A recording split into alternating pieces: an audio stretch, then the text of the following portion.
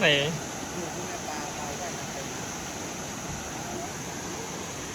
ปลาพี่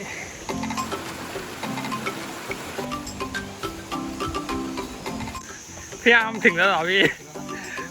อ๋อนี่น้ำตกอ๋อมาตั้งไกลนะ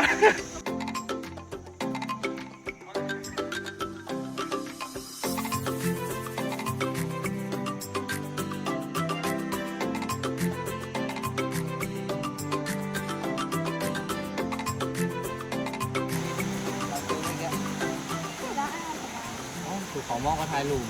อ๋อเนี่ยตัวเนี้ยไอ้ต้นน้อยๆนะพี่ใช่แล้วปลาอะไรวะปลากลมหินหรือปลามือ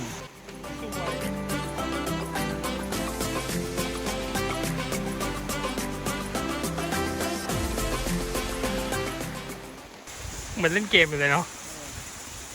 เกมอันนั้นที่เธอเล่นกับมือคือเกมอะไรนะกินเหว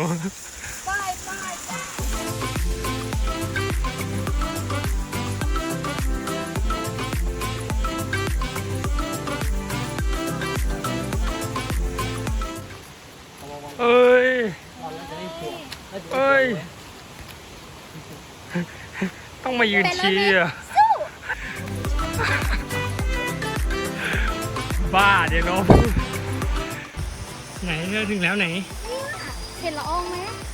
เนี่ยอะไรอ่ะอู้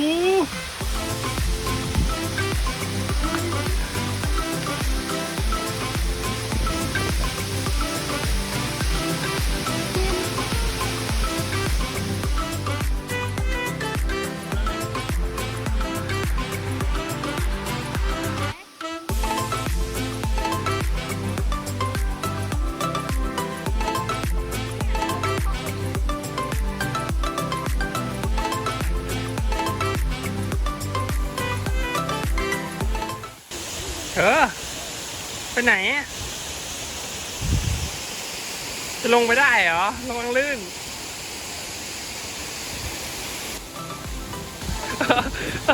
พี่เอาหมวก2 ชั้น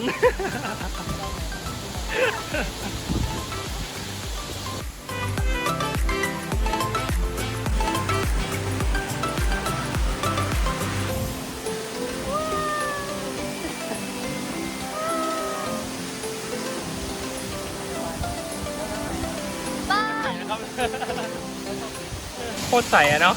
ใช่ใสมาก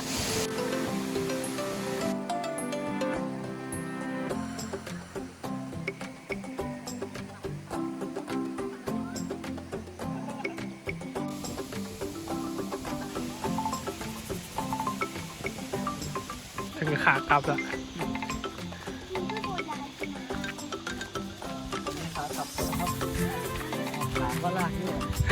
ขาก็ลากด้วยไปดิเฮ้ยล้อเล่นแล้วอย่า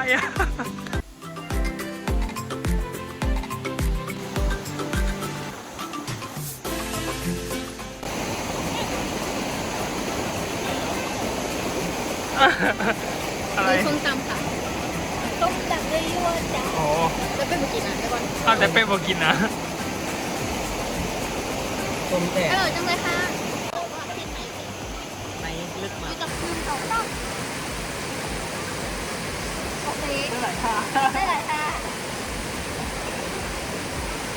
บายสุดท้ายจะบอกห้องไอ้อามว่าหน้าละ